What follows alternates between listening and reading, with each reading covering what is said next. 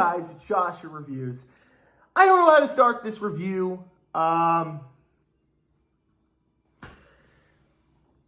So I'm just going to get right to the chase. This is Pharm 2.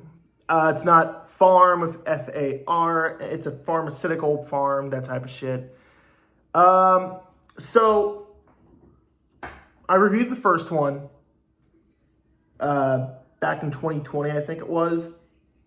And, you know, it was decent. It was a decent low-budget horror flick with some actual effort put into it, with some good, likable humor and a good sense of humor as well, and some decent, not decent, practical blood effects, CGI. It was a mixed bag, but ultimately, we're having a Joe Biden moment. I think where the film succeeded the most is its entertainment value. And it was because of its main protagonist, Melanie, and the humor that worked so well for me. It was interesting to see a parade of different killers, you know, roaming around the cornfield, trying to hack and slash at our teens. And it was entertaining. I don't think it was anything great by any means. I didn't expect a sequel. So lo and behold, when I found out, by the way, when I reviewed the first one of the things I said was that, I thought it was entertaining, but I thought the ending was a real buzzkill. It basically ends with the villains winning and making their face cream product, and Melanie is fucking doomed to be tortured the rest of her life as long as they continue making this face cream. It's fucked up, and I hated it for it. But the movie, it didn't ruin the film. It was just one of those endings where it's like, it was all pointless. So when I watched the trailer and found that she was alive, and not only that, but the film was going to center around a bunch of other victims try to escape, I was like, I'm on board for that. I'm on board. Okay, well, where is this going to go? I am disappointed to say that this film fucking sucked. You're going to see me go on a little bit of a rant here, and I don't usually do this because I don't like to do it. But in this case, the film pissed me off towards the end. I just got to get this out. First and foremost, the film overall, is watchable. It's all right. It's fairly decently shot. For the most part, it's got some okay acting. The film overall is, very subpar.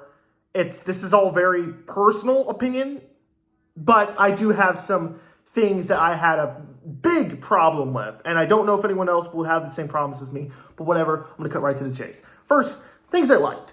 Okay, I already said the cinematography, and because it's low budget, you got to work with your limitations. First of all, I think it's cool that they're still able to get all this done in the cornfield, and I think that for the budget they had, they were able to do a fairly decent job. There are some films that just put no effort into their films, and you wind up with dumb horror films that come out by ITN, like freaking Amityville Scarecrow, or, freaking, what was that one that was made? It was I'm just going to go back to the Leprechaun's Game and Curse thing. Those shitty films. Those films you don't even want to watch, but you just see at the Walmart DVD section, and you're just like, that has a nice cover. I'm going to buy it. Well, so here's the thing. For the most part, the film is watchable. It's got some okay acting. It's got some cheesy scenes. It's got some nice, cool ideas. But where the film falls flat for me is what the film's story does and doesn't. And not only that, but who the movie focuses on. It seems like the people who made this film want you to sympathize with the serial killers. I don't know why. I don't know why, and I don't know why.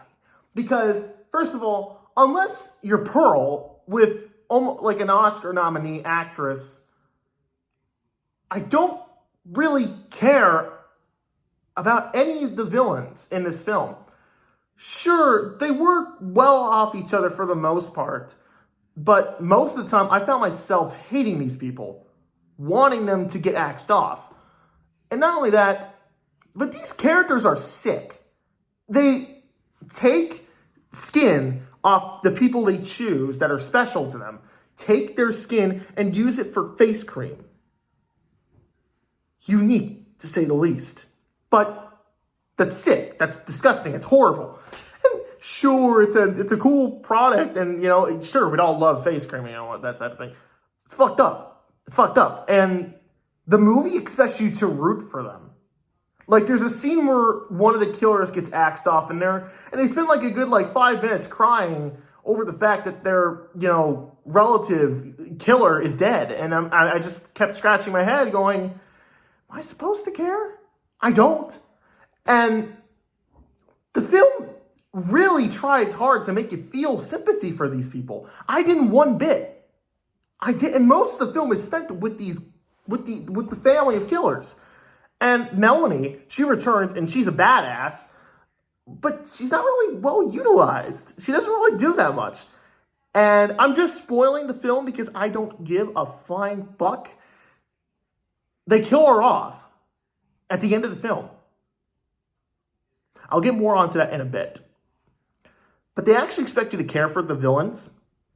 They really try hard, and I hated the film for it. And not only that, but the characters that they were chasing and killing, they were so unlikable. I just did not care for any single one of them besides Melanie. They were all stupid. They kept splitting up for no reason. They could have easily, there were 6 of them. They could have easily tackled this guy with a chainsaw if they planned accordingly, or if they tried some sort of way to get this dude. For God's sakes, there's 3 of them. And they don't make any attempt to fight this guy with a freaking taser, or a freaking, one of the things that farmers use to tase the animals or some shit, or whatever it's called. I'm not a farmer, so I wouldn't know. But they don't try. They don't try. And the movie tries to make you think, oh, there's no way out. It's just cut through the cornfield. I know they say that there's an electric fence, but I'm like, bruh, I don't buy that for one bit. I don't buy that they were able to get an electric fence throughout this entire cornfield that's supposedly the world's biggest. I don't buy that for a single second. I feel like they could have easily gotten themselves out of these situations if they just stuck together, try to find landmarks on the map that they have to try and get out. And yet they don't try at all.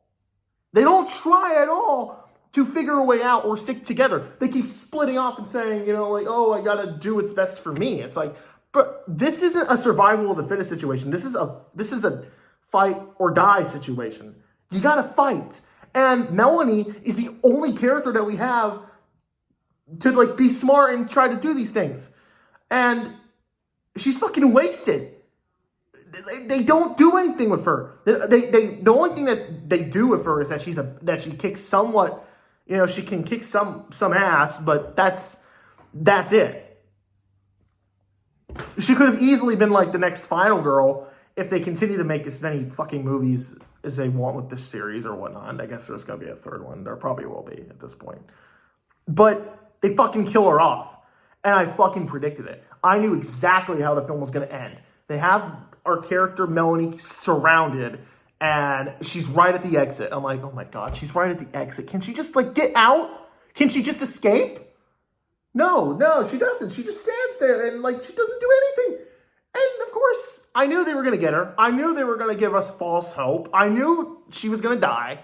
And I was right. They killed her in the most fucking mean-spirited way ever. I fucking hated it. I literally yelled at the screen because I actually cared for her. She was the only character I cared for. And there's another girl who tries to get out, and she what's the first thing you do in a horror, what's the first thing you don't do in a horror film? If you escape the danger, don't go to the first house you see. She goes to the first RV she sees, and the guy's like, oh, don't worry. We're going to get out of here. We're going to get out. I'm going to get you somewhere safe. And I knew, okay, he's the bad guy. When is the bad guy come in and fucking knock the person out or say, you thought you could get away. Well, guess what, bitch? I got you now. I fucking predicted it. And I assume she dies. Melanie dies, and the movie's like, hey, we got our main villains. They're going to make more face cream. They're going to torture innocent kids. And I'm just like, I don't fucking care. I I know that I might be coming across like a dick, but I'm telling you guys, I hate mean-spirited endings. I really, really do. There's a reason why I don't watch Funny Games or, what is it, Eden Lake?